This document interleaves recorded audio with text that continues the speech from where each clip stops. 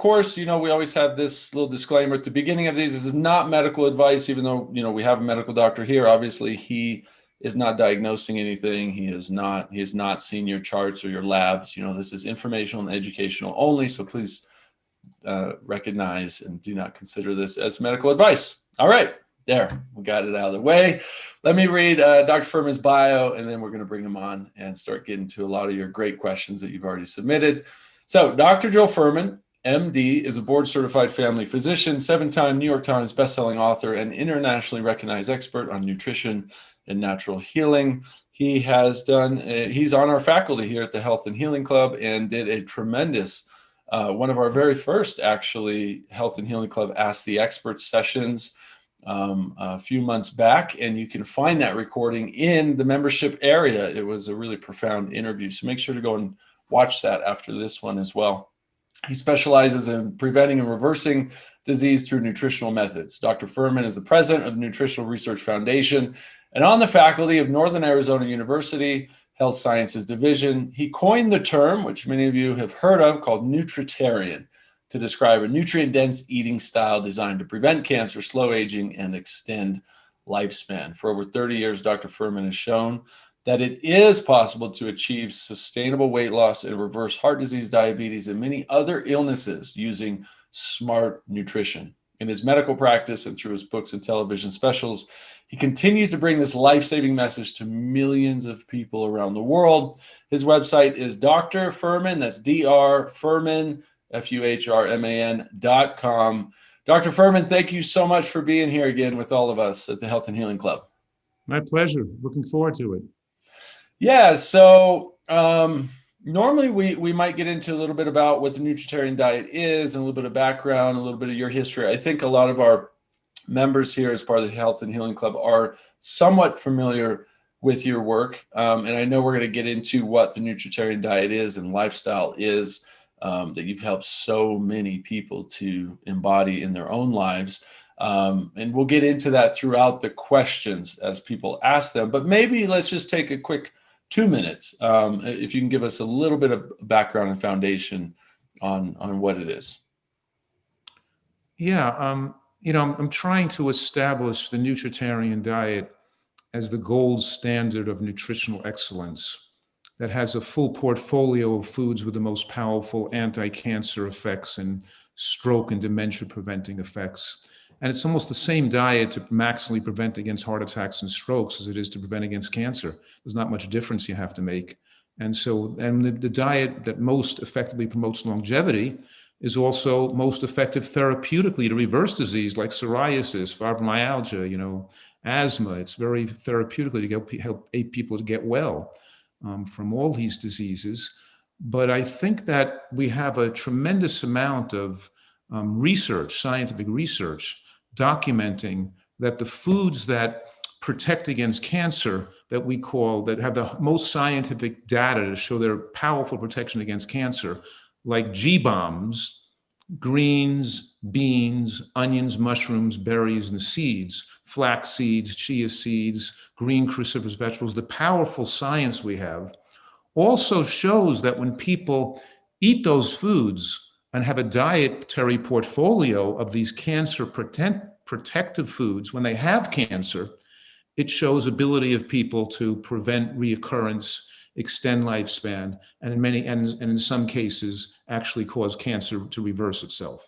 So what I'm saying, there's the same foods that prevent cancer have been shown in scientific studies to prevent cancer deaths in people who already have cancer. So we have a lot of data on that. For example, I gave an example of women who had breast cancer followed for 10 years. If they had some lignin in their diet from seeds, they had a 71% decreased risk of dying of breast cancer compared to the women who didn't have lignins in their diet. So what I'm saying is we have a lot of data today, and we utilize this data.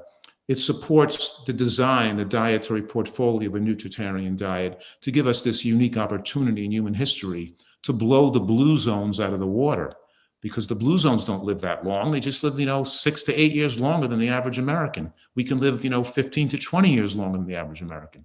So I'm calling this whatever you want, a green zone, a gold zone. But anyway, it's a nutritarian diet for people who want to maximize their life expectancy and health.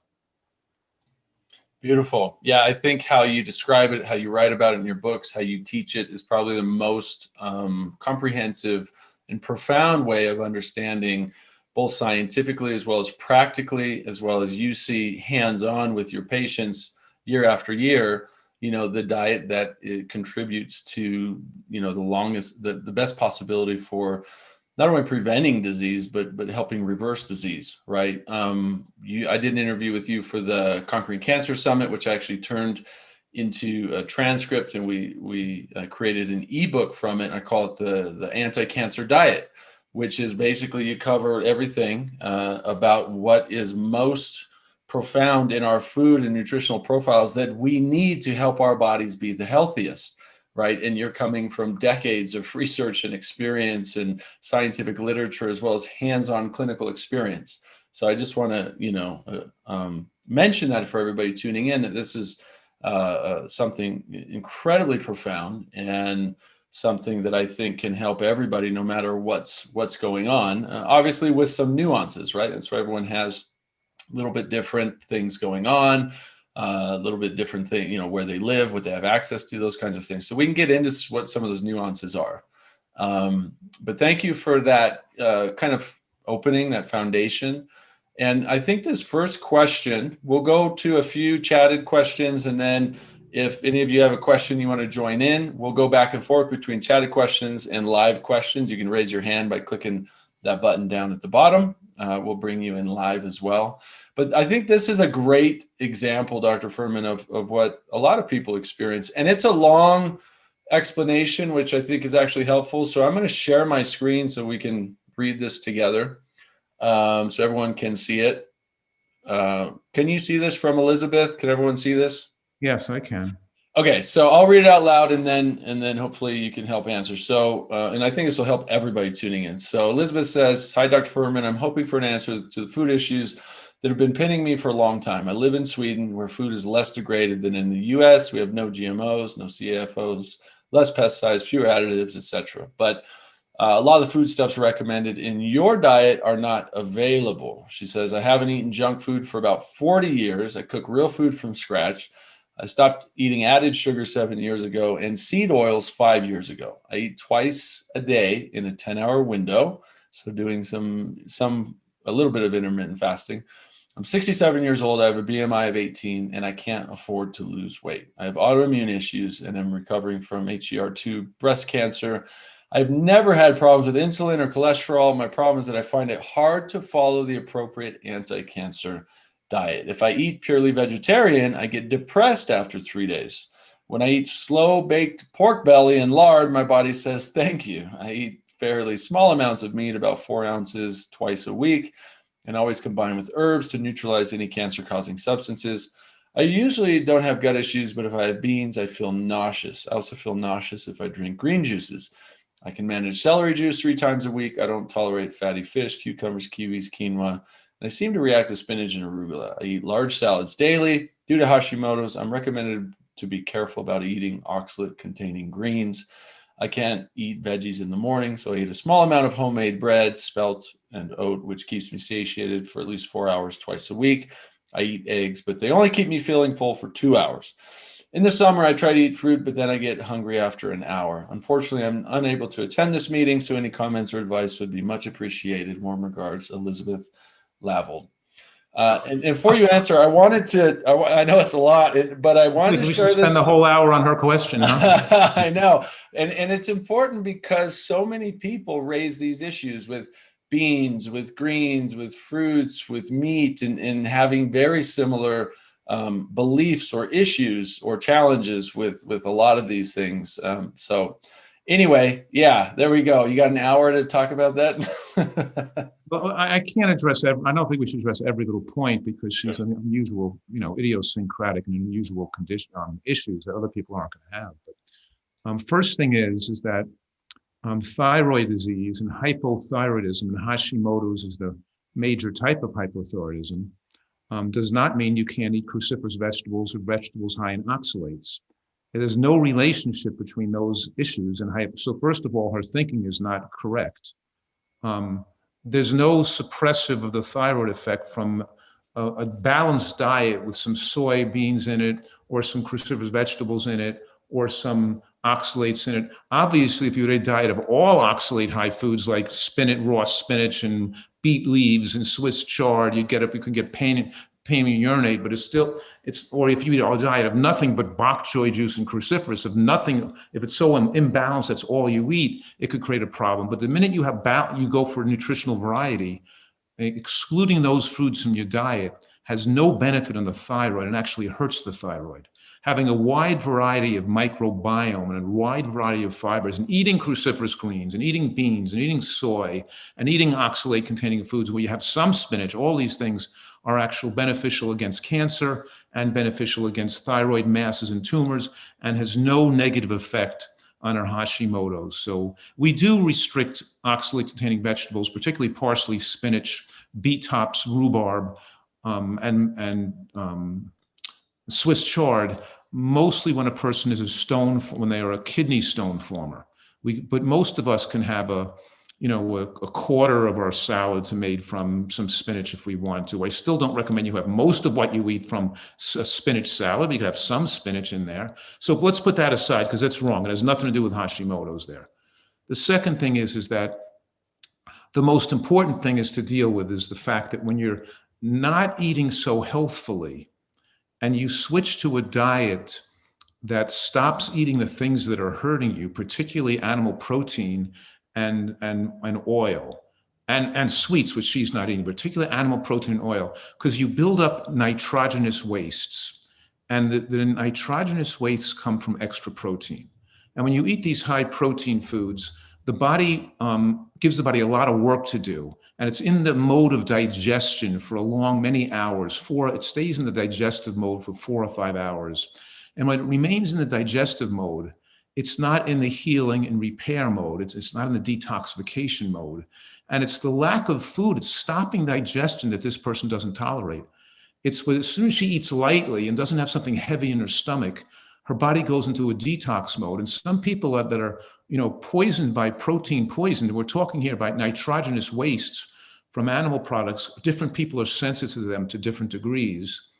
And you produce more ammonia, urea, uric acid. There's actually about 14 other toxins that rise in accordance with higher levels of urea and uric acid in the bloodstream that also can penetrate the brain and make a person feel anxious or depressed. But it mostly makes you feel anxious or depressed when they're leaving the brain. It's when you're coming off the cocaine, when you're stopping the 10 cups of coffee a day, when you're stopping the high nitrogen diet, when you're coming off that when you feel shaky, weak, uncomfortable, and it really makes it so a lot of people can't lose weight because they try to stop these foods and they feel so ill. And they probably have to, if they're feeling that ill and they're not in a place like my retreat where we can accommodate them, they might just have to cut back on these foods more gradually and increase the foods they think they're sensitized to much more slowly. But there may be some foods here that either has a digestive intolerance to or has an allergy to it's just a complicated case. And also she has a BMI of 18. She also has a very unusual digestion in the fact that she's so thin and is probably not assimilating and digesting food well. So she probably has some digestive issues and ability to assimilate calories and nutrients that has to be looked at in more detail with some blood work and things. So obviously I can't adequately care for a relatively complicated patient, but the point is, if she needs animal protein to feel okay, obviously she should pick the cleanest source available to her, including the use, and she should try to put more dried soybeans that are soaked and reconstituted into a soybean dish into her diet, or to use tempeh or edamame. And then then she should utilize egg whites as she needs animal protein to not feel that bad. If she can't get her protein, and she should use a plant protein supplement that includes hemp seeds and probably some pumpkin powder and some pea protein powder, as well as using some egg whites in her diet to keep her protein levels a little bit more elevated than normal. And she should have a little more plant fats in her diet. with the availability of more nuts and seeds and avocado and low salt olives, keep her plant fats high, because those concepts of using higher plant protein exposure will keep her not requiring as much animal protein to feel okay. And we can get her moving in a better direction. It's not, it's a case that needs some individual advice, obviously. Yeah, I was just going to say that. So for somebody who's having these various issues going on, what are some initial testing that you would look at if they came to work with you, for example? Well, I would probably do, basic testing first and make sure she's not grossly, deficient or not absorbing something well. I'd probably get an IgG level, homocysteine, vitamin D, some basic nutrient levels, just a normal, albumin, liver function, kidney function tests, and possibly consider maybe not the initial test, but consider a test to toxic exposure, heavy metals, toxins, things like that. And also looking at amino acids and nutrient absorption, looking at amino acid profile and a fatty acid profile, just to see her ability to absorb nutrients and her ability to absorb. So probably just some basic tests, because maybe more extensive than I do normally on people, because she has these particular unusual problems. So a couple of the takeaways that I got, and correct me if I'm wrong, is one, whether you're dealing with autoimmune disease or cancer, oxalates from specific green, vegetable foods are not necessarily, generally speaking, are not something that are necessarily bad for you, but actually in smaller amounts are good for you, right? We should have those in our diet. Is that what you're saying? That's correct. And that, spinach is a food that's very heavily treated with pesticides. And it's the really one food that people get their oxalates from. People eat a lot of parsley, a lot of rhubarb. Swiss chard makes your urine burn. People don't eat beet tops that much. It's mostly the spinach they like in the salad. And when you cook the spinach, you lose 3/4 of the oxalates anyway. So it's mostly not eating a big salad of raw spinach, but using some spinach in your salad, which just makes it better because you have more variety of foods, arugula and lettuces and spinach and different bok choice. It's what we're striving for, is variety anyway. So I'm not really recommending a spinach-based salad, but nor am I thinking a person has to exclude oxalate-containing foods like spinach completely. Got it. Yeah. Thanks for clarifying that. So we're going to go to a live question from one of our members. I see Michael Stevenson, you've got your, I see a thumbs up. I don't know if that's a raised hand, or you have a question? All right, go ahead and unmute yourself and come in there, Michael. Hi, Dr. Fuhrman. I really am impressed with your program.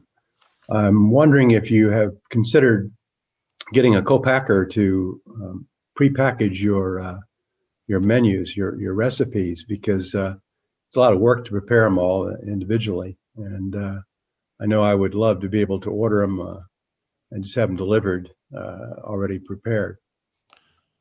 Well, I do make salad dressings and soups and G-Bombs bars on drfuhrman.com that we sell people. So we do have some, because the reason why I wouldn't do it the way a whole meal prepackaged, I want people to get locally grown organic lettuces and greens and microgreens and sprouts. And I feel that when you buy that in a packaged meal, it's not going to be fresh enough.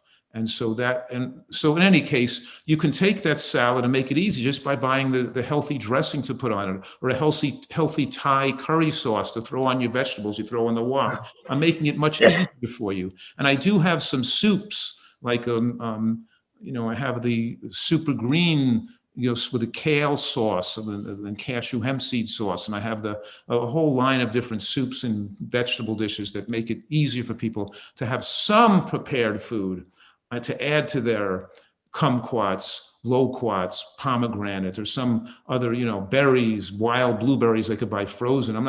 No reason I should pack up wild blueberries for you, and you could just go to the supermarket and buy some and have it in your freezer all the time.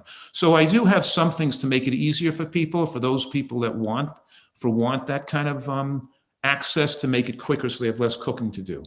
And a lot of us who have been busy, I've been particularly busy, and my wife's been working full-time most of our life, is what we did for most of the last 30 years, is I put a little index card up at a local community college like 10 that want to, hire a college student to work 10 hours a week for $10 an hour or something to come into the house and help, prepare some food or make make a couple of dishes we wanted. So we didn't have to come home from work and cook at night every night. We used to have a little help in the house too, which for some people is worth it because, anyway, just some suggestions, and it's not as onerous as you think because most of the cooking we do Wednesday nights and Sundays, and we eat certain leftovers. And then, of course, we'll put our heads together as a family, and it's fun to like cook as a family and maybe on Sundays make a big soup together or make some kind of a sauce, a dressing, or make a big salad together. So some of the cooking is family time that's really well spent anyway.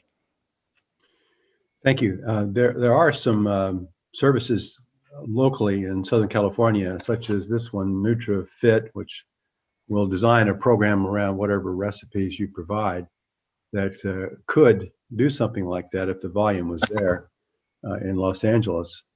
And there's also providers at farmers markets that provide whole natural soups and cold soups and yeah, they don't ever not have, you can't get a commercial soup that doesn't have salt in it.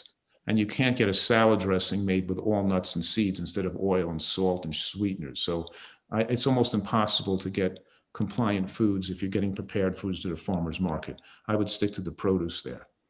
But Michael, thanks for the question and your suggestion. Very appreciate that. Thank you. Thanks, Michael.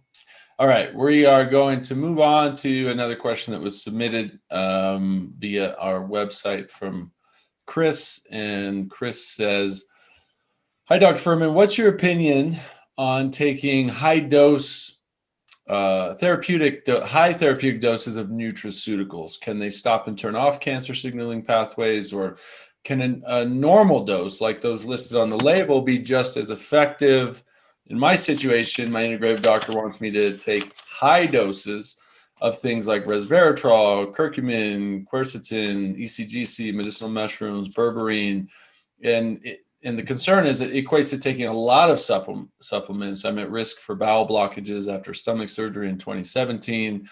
And just last July, had a bowel obstruction, which landed me in the hospital for 5 days. Are super high doses really necessary, or is that excessive?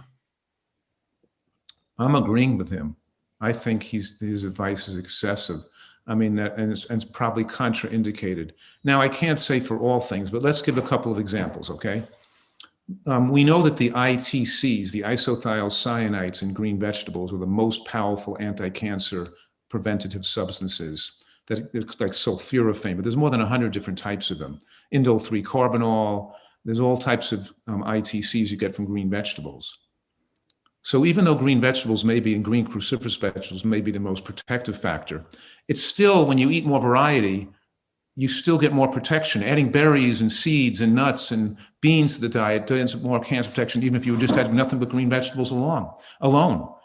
Now, if you isolate the sulforaphane and you get it in a high enough dose, instead of becoming an antioxidant and putting some of the cells under stress that then reacts with more anti-cancer effects, it overwhelms the cell to a degree and causes a more toxic stress that can have a negative effect and have turn an antioxidant effect into an oxidant effect.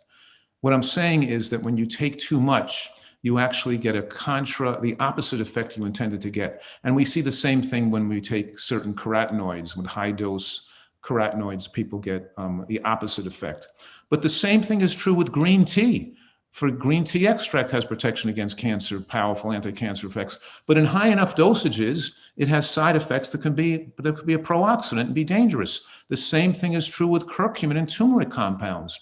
You can see that you can concentrate the coumarins and the curcumoids, then make it an anti-cancer pill with astragalus, mushroom extracts, green tea extract, curcumins, and all these turmeric extracts and raw turmeric. We can make this anti-cancer, supplement or plan. But then if you overdo it and start to get to higher amounts, you're going to lose some of the benefits. And nutritional variety, it's better to have a variety of some of the things he's talking about than to have a high enough dose. And then he's taking too much pills and too many of the capsules of the pills. He's not going to be taking away. So all the points he's made, I'm agreeing with him. It's better to take the right things and have a full variety. And some things are not toxic in high enough, obviously, in high enough doses, like mushroom extracts. He's not going to overdose on mushroom extracts. He's not going to overdose on astragalus. He's not going to overdose on some of the things that he's mentioning. But some of the things he's being cautious about, and I think his doctor is being too cavalier that more is better. It's better to give him a variety and not just bump up the doses to high amounts. Yeah, thank you for that. I noticed as I was getting more and more into supplements over the years, all of a sudden I was taking like 15 capsules in the morning and 15 capsules at night. And I realized like, wow, this is like way too many capsules in my stomach, right? Exactly. And if you're going to do that, at least open up the capsules and dump them into a drink or something, or mash it with a banana and with a little bit of plant milk, and to make it taste, and don't take all the capsules that you're taking. There's too many capsules. And that's exactly what my wife and I started doing. So she empties her capsules into a drink. I still take some capsules, but I reduced it by like, drastically by 80%. But then I just buy liquid things. Like if it's a supplement, I'm buying liquid probiotics, I'm buying liquid drinks, or powders like mushroom powder tea, right? So it's either powders I'm drinking or liquids that I'm drinking most of the time, instead of so many capsules, which is just going to clog up the digestive system, right? Absolutely. By the way, I have a mushroom chia tea that's really good. Nice. Powder. I'll have to check it out. It tastes really good. It's mostly mushrooms, but it tastes really good. You should try it out. Good. So Chris, I see you've got your hand up. You want to join in here? Yeah. So that was my question you answered. Thank you for answering that question. The point I'm making, you can eat. It's hard to overdo you can't overdo the isothiocyanates when you're just eating a well-rounded diet. With eating it, you can only overdo it if you took a pill of the indole 3-carbinol sulforaphane, trying to get those levels really high. You can't eat too much, but you know what I'm saying? So you get a rough idea of how much you should be taking in by what an excellent or a perfect diet would contain. Sure. And the reason that he wanted me to be on high doses of those is because we're trying to target certain cancer pathways due to gene mutations I have with my cancer. So it makes sense what he wants to do, but I'm just worried about having another bowel blockage. It scares the heck out of me to be taking 40 supplements a day. I could easily have another blockage.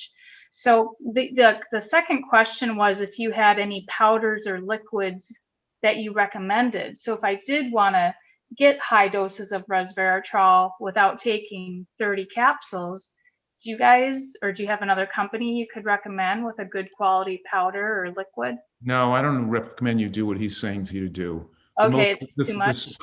The suppression of the NRF2 transcription, you activate the NRF2 transcription proteins, which maximize the ability to suppress genetic alterations that could lead to cancer. And the most activating things for that are green cruciferous vegetables. You're better off with a glass of vegetable juice with 1/3 green cruciferous like bok choy, cabbage, and kale, 1/3 dark green lettuces, and 1/3 carrot and beet to bring your levels of these substances high so you can activate and you can still eat the salads, the smoothies, the other foods. I don't think a super high dose of resveratrol, and resveratrol is not really that absorbable anyway. Some of these things, I know it's not going to hurt you in a high dose. You're just paying a lot of money for a product that does nothing for you. There's no data. Where's the data to show that high dose resveratrol? Let's at least have some science here, because obviously there's lots of data on ITCs and activation of the NRF2 transcription protein and the suppression of genetic alterations that can lead to cancer. Where's the data on resveratrol on that? You know what I mean? I don't, just so in other words, let him produce enough evidence to make you feel that it's going to be worth that huge expense. Is just a normal dose okay then? Like on the bottle it says take 2 capsules once or twice a day. Is that beneficial? It's not hurtful for sure, but Okay. I don't think resveratrol is a pretty effective anti-cancer compound because it's so poorly absorbed and not really great data on it. Okay. I don't think it's the one I'm choosing to. Anyway. Okay. So long story short, don't take all these supplements. It's way too much. Just focus more on the wide variety of a diet. And you can add the extra supplements, some of the ones he's recommending, the ECGC, the T-Expac, the resveratrol, the coumarins, all those things are okay to take, but I'm taking them in more moderate amounts. Don't try to go super high dose on them. Better off adding a glass of vegetable juice twice a day. Okay, thank you. You're welcome. Thanks, Chris. And so on that note, Dr. Fuhrman, you said, you would recommend just fresh green vegetable juice. You broke it down into thirds, but it was pretty fast. Can you say those thirds again? 1/3 cruciferous vegetables, I heard you say. Yeah, 1/3 cruciferous vegetables. And as many people know, I'm a big advocate of bok choy, because when you grow, number one, it juices, you get more fluid out of it. You don't, like, you put kale or cabbage in you spend a lot of greens, you don't get much out of it. But the bok choy, when you grow it in your garden, it doesn't get the aphids that the cabbage gets and the kale gets. It doesn't get the slugs and the bugs. It's very resistant to insects and slugs and aphids. So it comes out looking beautiful, and you could juice it, you could steam it, you could smoke it in a wok, you can eat it raw in your salad, you can eat it as a dip with a dip at night. It's such a versatile vegetable. So I advocate people grow bok choy in their gardens. So that said, the first third is cruciferous.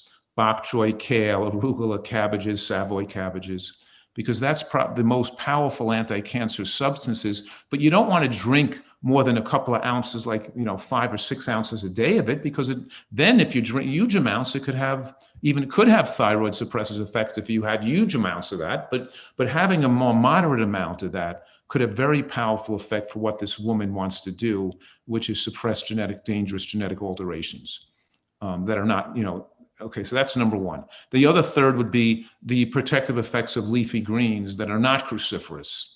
And that means pick other dark green foods that are not cruciferous, like lettuce, and you could put some cucumber and celery in there, but lettuce is more nutritionally dense, and lettuce has more anti-cancer properties than celery and cucumber do. So if you want to put some celery and cucumber, go ahead, but put some dark green lettuce. And we know that baby greens and sprouts, the younger the green, the more anti-cancer material is in there. So particularly in that 1/3, pick some baby greens, baby arugula, that's cruciferous. You could put that in your, but baby mixed lettuces, spring mix, some kind of, or sprouts, whatever that you're putting in there. And then, so that's your kind of like benign lettuces. And then the last third is more for flavor and carotenoid exposure, is to put in your beet and your organic beets and your organic carrots in the 1/3 that's left. What's good about this is that when we have people that have cancer and autoimmune disease, eating right could take them 6 months to get their levels of ITCs and carotenoids high enough in their tissues to be that protective. They got to eat right and eat right and eat right and eat right and eat right so many days. But when they add a couple of juices a day with what we're talking about, you can get the levels of nutrients in their tissues higher much quicker.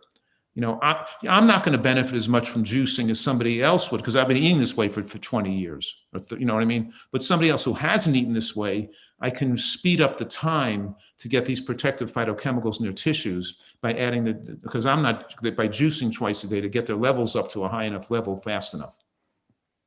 Yeah, it's a good point. So somebody who's adding this kind of juice recipe or regimen to their diet, right? So what would be an ideal amount of this to take each day? Like, how much would you want to make at a time? Like a 16-ounce glass? No, 6 to 9 ounces. So either twice a day. So we're talking about, because I want to leave room for eating food. And the reason why they're taking it in juice form is because you can't eat all extra food. It takes up too much room in your stomach, and their appetite they can't eat enough. So we give it in juice form. Let's say 9 ounces twice a day, which would be a total, right? Total of 8. It's a lot of total of 18 ounces, but it'd be 3 ounce, 3 ounce, 3 ounce, and then 3 ounce, 3 ounce, 3 ounce. You know what I mean?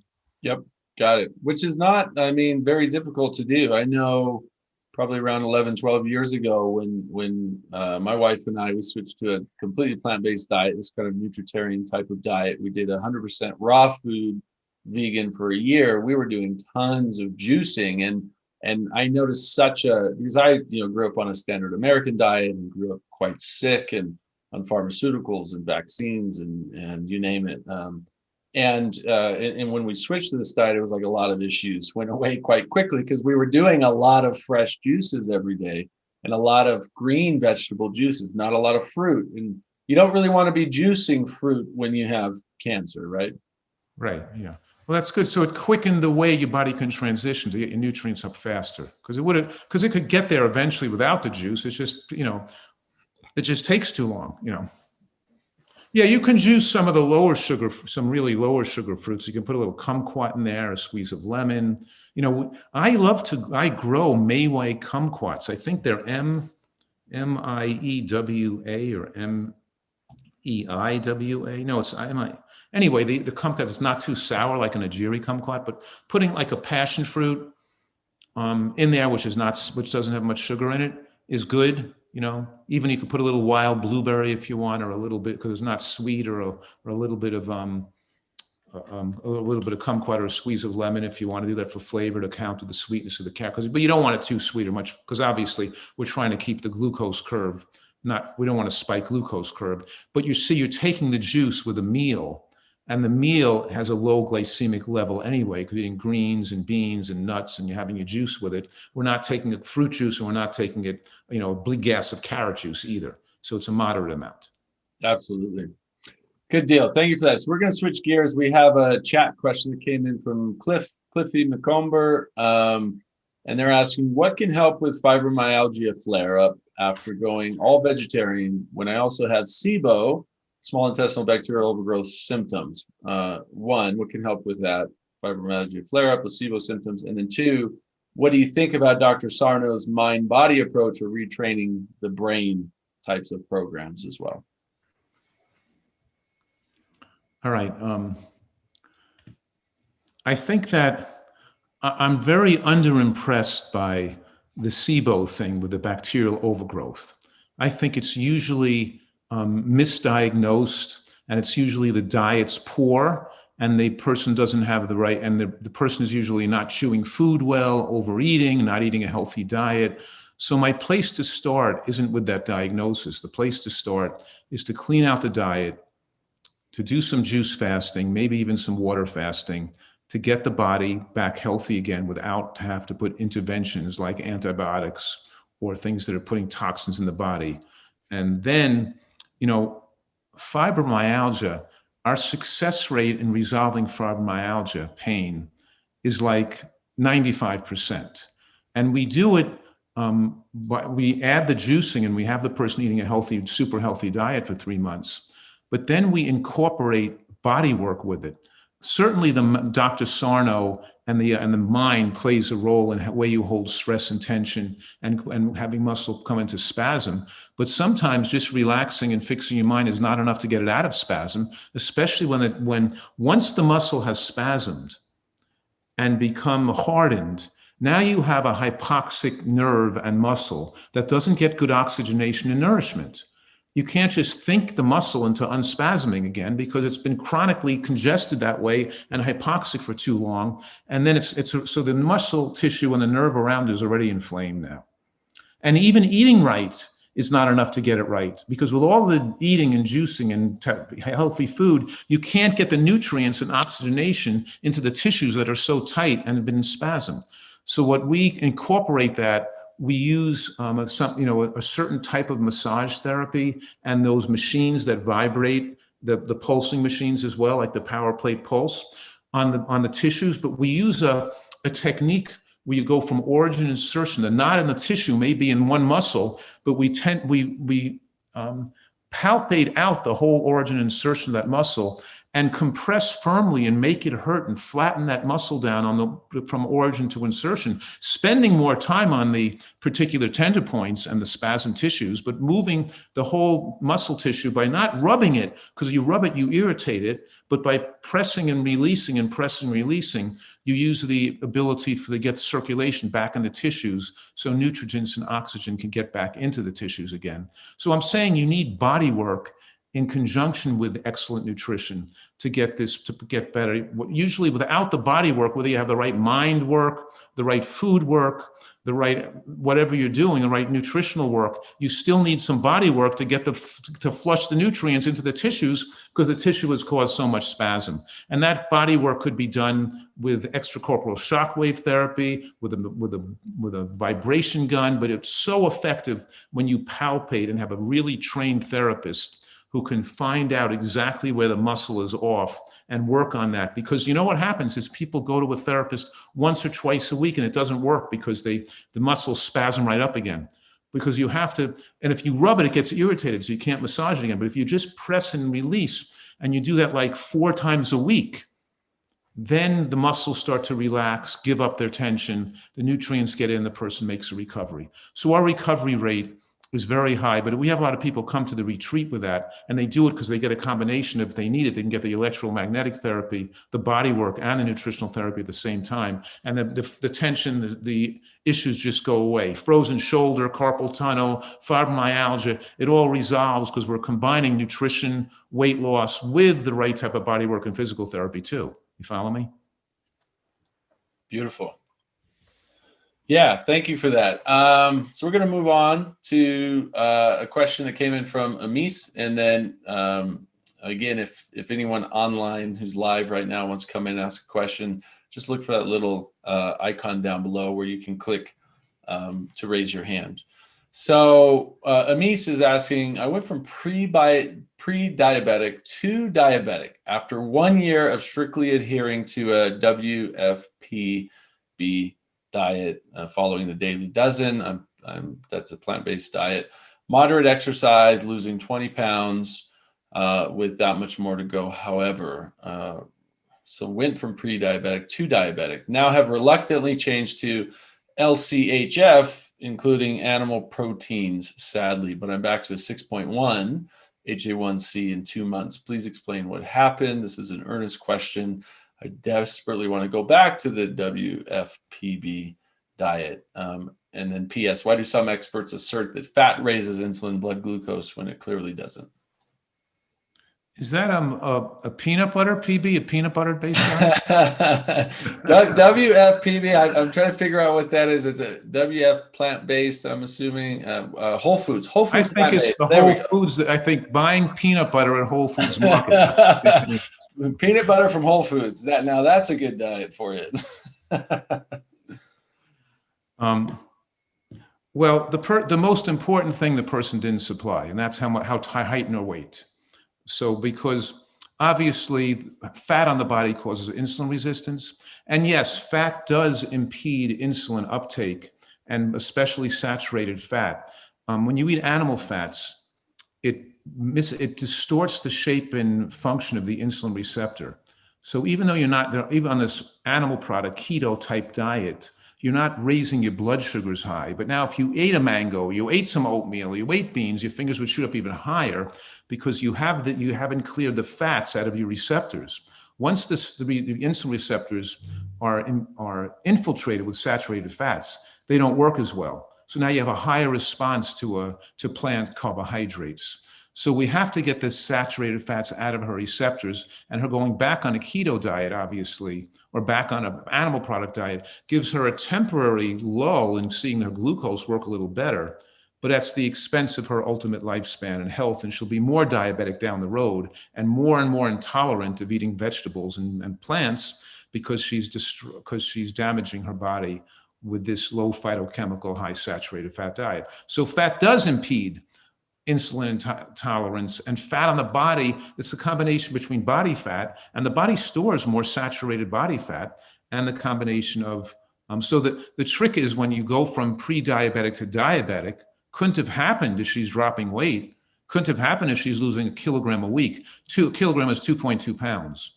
Our goal is to have a person who's get their fat off their body at the rate of at least 2.2 pounds per week. If they're not, they're doing something wrong, eating the wrong foods, overeating, eating too much high glycemic rice and potatoes, using oil on the food. So she needs a little more guidance here. And she could get, and it would be better for her long term to be able to control her glucoses and her weight by not having to go on a high animal product diet. Because what she's doing now is she's staying overweight and trying to control her glucose with animal products instead of losing the weight. Even if temporarily her sugars run higher, if she keeps dropping the weight, eventually her sugars will go lower when she gets the fat off of her body and the fat out of her insulin receptors, and then she'll be much better off for the long term. If she needs some extra guidance, she can always, if she comes on to my website, drfuhrman.com, she could join the membership at a level to be able to communicate with me directly, and they ask the Dr. Forum, and if she needs more guidance, but I think she should be transitioned. But we got to know more about her, what medication she's on, or if any, and making sure she's dropping weight. And as she goes from a more meat-based diet to a more plant-based diet, we got to expect the sugars to temporarily rise till she's getting the fat gradually out of her tissues. And within a month or so, she should see good numbers if she's getting her weight down to body weight favorable. A body weight favorable means a body fat below 25% for a female and a body fat below 15% for a male. If your body fat's above 25%, then you shouldn't be talking about anything with diabetes, because that's the first thing. You got to get your body fat below 25%. Don't modulate your food, get your weight off and adjust the quality of what you eat, the quantity of what you eat, how often you eat, and make sure that your exercise and diet is appropriately dropping at least a pound every 3 days, or you're not doing the right thing. If you're not dropping a pound, if you're overweight and not losing a pound every 3 days, then you're not on the right diet. And then, so there's a lot of this person has to look at and try to address here. Beautiful. Thank you for that. So that's a good opportunity for you if you can talk a little bit about animal products, even if we say grass-fed, free range, or wild caught, organic, meat and fish and beef, dairy. Can you talk a little bit about its impact on the body? Are these things actually safe to eat when you have cancer or diabetes, or should they be avoided completely? Well, one of the most striking findings of the last decade in nutritional research is that more plant protein in the diet and less animal protein leads to longer lifespan. It's the most critical factor of human nutrition in the last decade. And that's we're trying to have people put on plant-based diets that are higher in protein, where they're eating quinoa, hemp seeds, soybeans, green vegetables, Mediterranean pine nuts, sunflower seeds. We're eating high protein foods, peas and lentils and beans. We're eating high protein plant foods because as we age, the bioavailability of protein goes down. The bad rap these vegetarian diets got was people eating low protein vegetarian diets with mostly pasta and potato and fruitarian and macrobiotic diets on rice. And then as they aged, these people didn't do well. They didn't live a long time. They had more more bone fractures, more anti-aging phenomena, and giving some animal products to these people to get their IGF-1 up and can improve their immune system, improve their muscle and bone structure, and even decrease the risk of cancer with more animal products if the level of protein was too low, because they were getting too far drops in their IGF-1 with aging, as you had less protein bioavailability and less zinc absorption with aging. However, that's not as effective as getting a diet that's more plant protein adequate, where you're not just living on rice and potato and fruit, but because a lot of these studies are done on the British vegans, and the British vegans, live on toast and bread and a lot of processed foods, and they're not like health nut vegans. They're more like, ethical vegans. In any case, the point is that we know that protein does matter, and it does matter on a plant-based diet to pay attention to high protein foods like greens and beans and nuts. And also a lot of these diets, they're very important to eat nuts and seeds as a source of giving you a more complete protein with the greens and the beans to complete the protein effect. And then a person can safely come down on animal products and maintain it long-term and maintain it into the later years.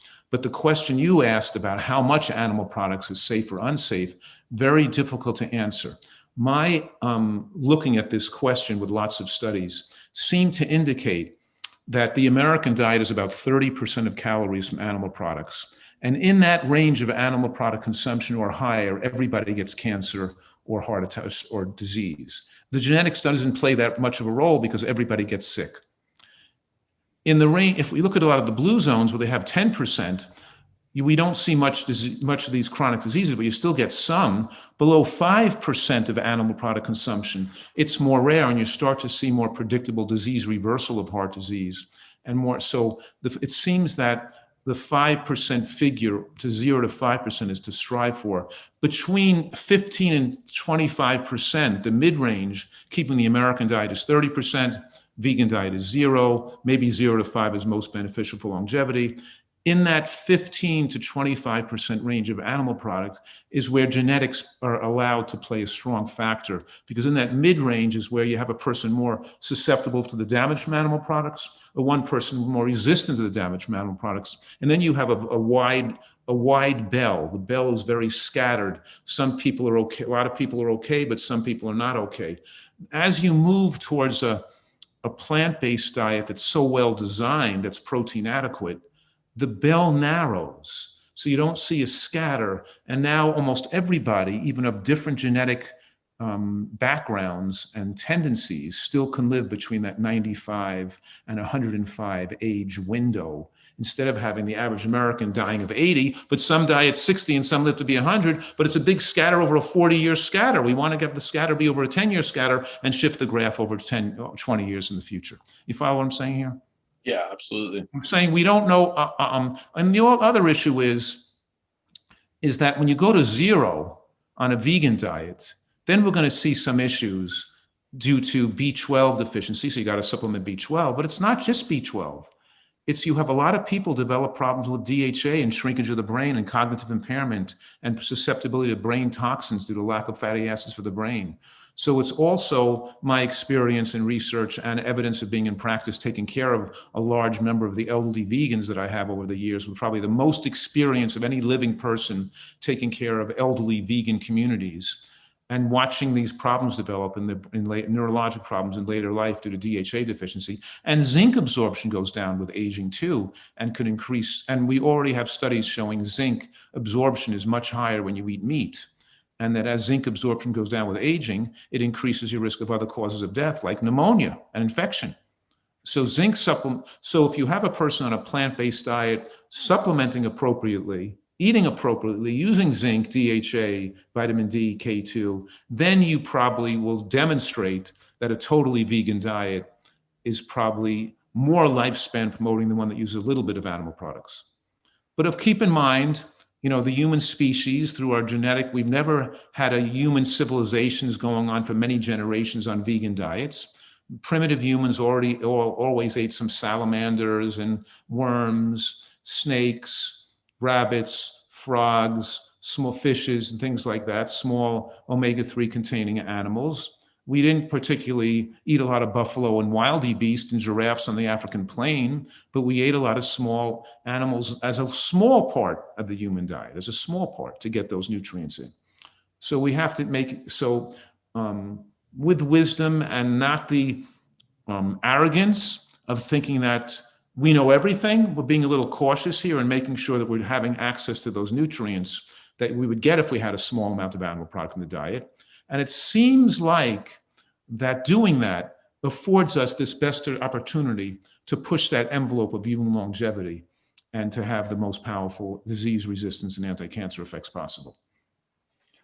Yeah, what I find really interesting about being on a vegan diet for over 10 years now is that if we're mindful of these sources, right, of some of these things that often vegans are lacking, whether it's B12 or it's vitamin K, or it's vitamin D, or it's omega-3, for example, we can actually get all those things from plants, but you have to know where to get them and how to get them, right? And B12, from what I understand, is actually the reason we don't get it today if you're on a plant-based diet is because, it's manufactured through bacteria in the gut, and you have to be eating the fresh grown food from the garden every day, not the food that's had all the bacteria washed off. Is that true about B12?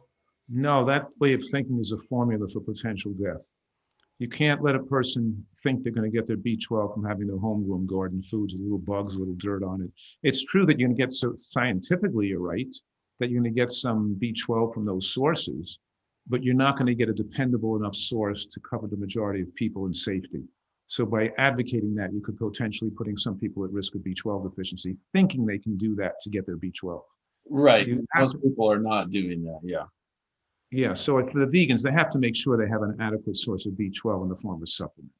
And you can get K2 from NATO and some fermented soy products too, but it's, it's just easy to take a supplement. Zinc, so zinc, K2, those are the main ones, are zinc and vitamin D and DHA. But with it, they make vegan DHA EPA. I have that one in the blue bottle and that we keep in glass that we refrigerate on my website, but they have a lot of, there's other less expensive brands of that. People can get vegan sources of DHA. And in any case, I'm just saying, yes, it's what you're saying is true, but it's too, you can't, it's not a dependable source of B12 to go after those B12 residual bacteria on the food that you're not going to wash. You're going to have dirt or insects on it. True, a gorilla in the woods doesn't eat much plants, but he's eating insects that are just on the food, that go along with the vegetables and bacteria and dirt that they don't take off the vegetables. And we kind of scrub and wash things. It's hard to get people to eat more dirt and aphids and insects as part of their diet. And no generational, there's been testing of that over the generations and how many people have been studied if they can get B12 just from plants. So it's too risky to try to chance that. Got it. What about omega-3s, for example, from flax seeds and chia seeds and hemp seeds and walnuts? Can we get enough of the omegas for the brain, the DHA, from the plant sources? Our studies have shown that 40% of people can and 60% of people can't. That when we found that we did a study on 150 vegans and found that 60% were deficient with a DHA level below 4, with the omega-3 index below 4. Above 5 is more ideal, but some of them, like 30%, have levels below 3 and even below had levels below 2.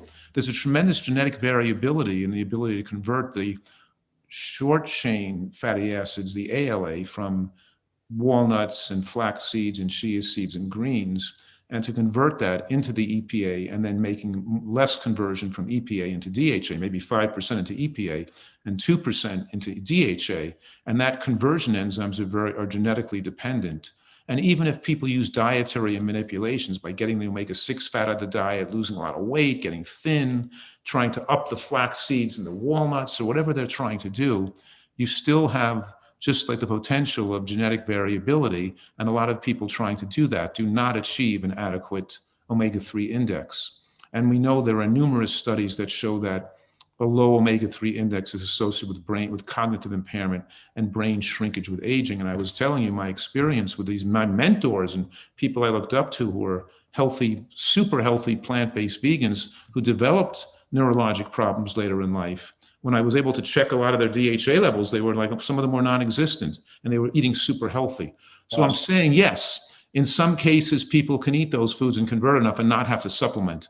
But in many cases, they still have to take a low amount of plant-based DHA or EPA because even their good diet and even the exposure to those nutrients isn't guaranteeing omega-3 index adequacy. Do you have these supplements that you mentioned on your website people can go take a look at? Yes. The reason I started making any supplements, the DHA supplement was the first one I ever made. And the reason I made it was because when I was taking people's blood levels and advising so many elderly vegans and seeing these problems, when I had them put them on DHA, a lot of them were complaining about burping and a foul smell or a foul taste. And I would send the supplement in to be analyzed to a laboratory and find out that there was a certain degree of rancidity in the supplement. So I originally got into making my own because I had the company that made the vegan supply send it to us in refrigerated trucks and have it packed in dark glass. And then we would store it under refrigeration. So we would keep it fresh. So when a person ordered it, they get a fresh product that had no rancidity and no need for preservatives in it. So yes, I started making my own type. It's the same source. It's just I'm more careful with taking care of it. So when you get it, you have a product that's fresher. Got it. And that's drfuhrman.com for everyone tuning in.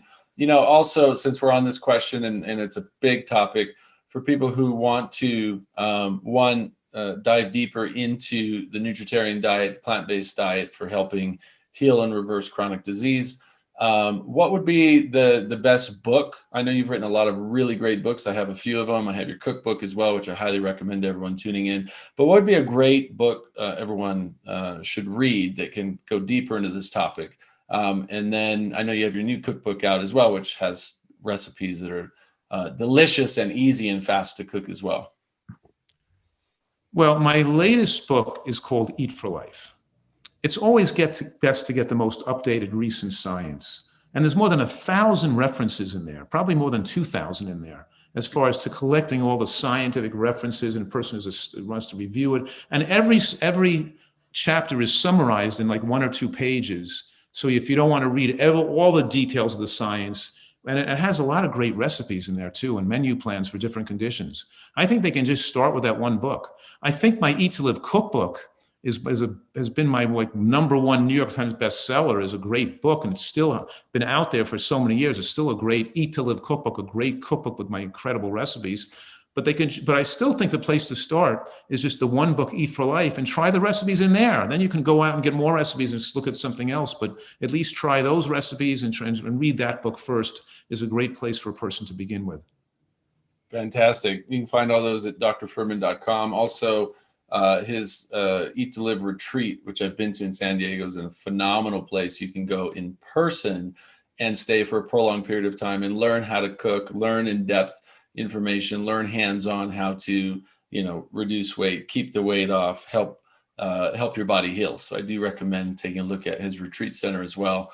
As we get close to wrapping up here, we have time for maybe just a couple of quick questions. If you've had a question that wasn't answered yet, and you're joining us live, make sure to raise your hand on the icon below on your Zoom. But we haven't talked a lot about cholesterol, so I want to bring this question on. It's just a phone number, so I don't know who asked it, but they said a 40-year-old patient without any significant medical history and is not on meds has been noticing a reduction in total cholesterol from 165 to 125 from 10 years ago to today. Her diet has remained the same, including many plant-based foods, low glycemic fruit, nuts, grass-fed meats, wild fish, and other healthy fats, avocado, coconut oil, seeds, etc. Wondered if you've also seen this reduction in cholesterol occur in middle-aged people.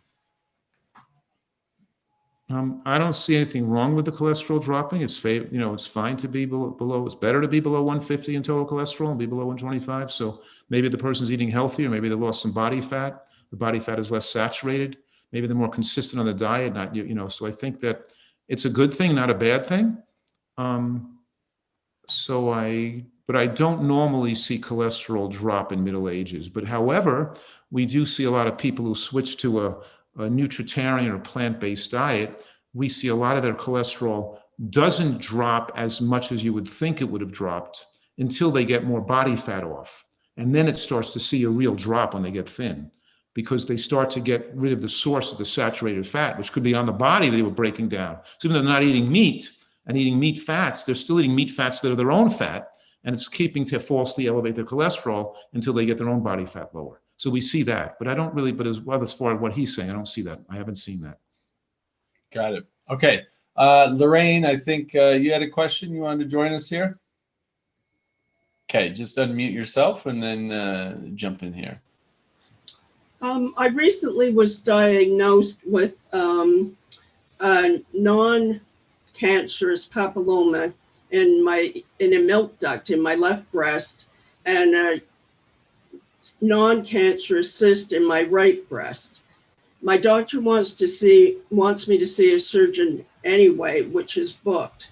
I was wondering, can I get rid of that issue or deal with it without having surgery? Well, 2 things come to mind. One is you can't be in super health if you develop those things. And the issue to me isn't the papilloma or the cyst. The issue is your health of your overall body that allowed those things to develop. By cutting them out, you haven't changed your body's biochemistry and your health. And more will develop and more serious disease will eventually develop. Yes, it's possible to reverse them with excellent health, but I'm not for or against you surgically removing them. I'd almost like you not to surgically remove them, so you have to eat so healthy and lose weight and be in such great shape so we can see if your body reverses them. And if it doesn't, you could always have them cut out. But whether you have it cut out now or not, the problem with me having used the surgery is that there's no more any motivation to recognize that you're not as healthy as you should be. You're not eating as well as you should be. You're not supplementing correctly. Your body weight's too high. You're not eating too late at night. You're doing things wrong. You have to take care of your health better. And let this non-cancerous diagnosis be a great motivational tool to have you make a health revolution within your own personal body.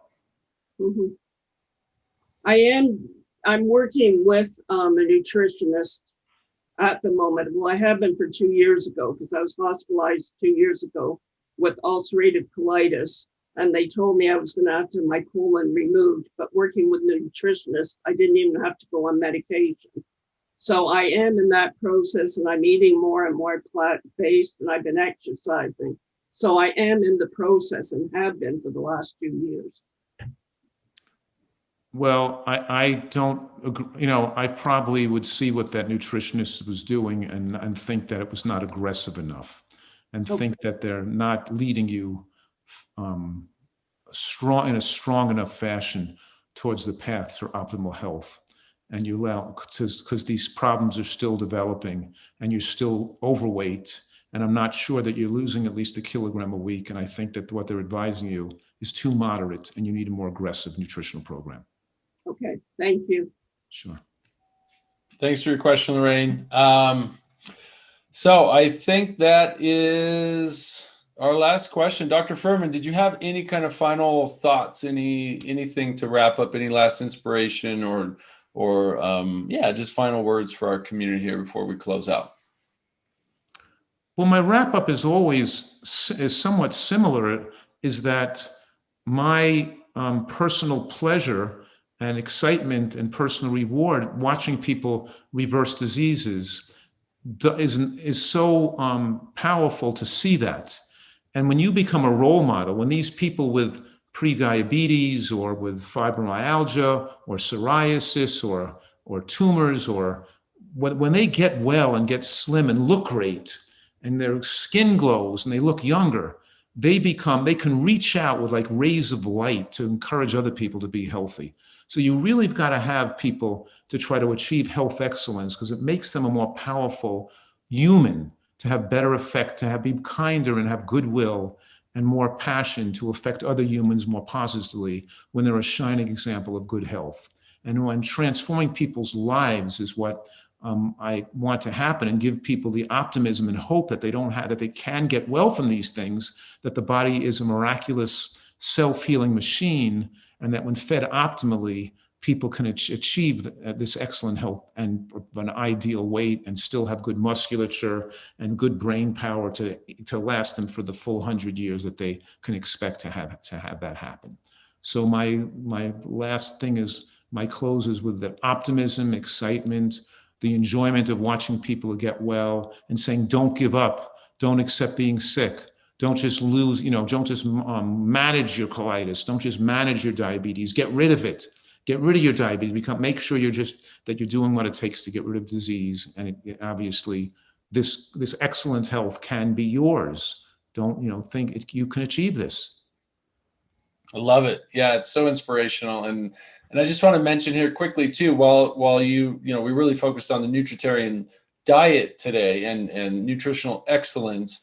I mean, I know you also approach this from a very holistic viewpoint, right? I mean, you're not only helping people transform their diet, but you're helping them, mind, body, and emotions, right? Exercise, all from a very holistic viewpoint. It's not just diet. There's more components to it. Absolutely. And if it was just diet, then people wouldn't be food addicts and be overweight. They have emotional blocks and habits and things that have to be personality flaws that have to be worked on. And we're working on those things to make them happier, to make them more at peace with themselves, to make them more enthusiastic and passionate about their life, and to make them more loving and kind to other people. When they get more pleasure out of life, they're not looking for to use food as a substitute for love, or use food as a substitute for relating to other people. So and it works hand in hand. When you eat better and think more clearly, you're getting rid of your food addictions, you become less narcissistic and less consumed about meeting your immediate needs for immediate gratification, instant gratification. So yes, we have to deal with the whole person, and as you improve one area, it helps the other area. And eating right helps you improve your emotions and appreciation and gratitude, and all these things go hand in hand. Absolutely. Beautiful. Well, thank you so much, Dr. Fuhrman. It's always a treat and an honor and a pleasure to get to learn from you and spend time with you. And thank you so much for being here on the Health and Healing Club and sharing all this great wisdom and practical advice with all of our members. I really appreciate it. My pleasure. Lots of fun. Best of health and happiness to everybody. Thank you. And thank you all for tuning in here to the Health and Healing Club.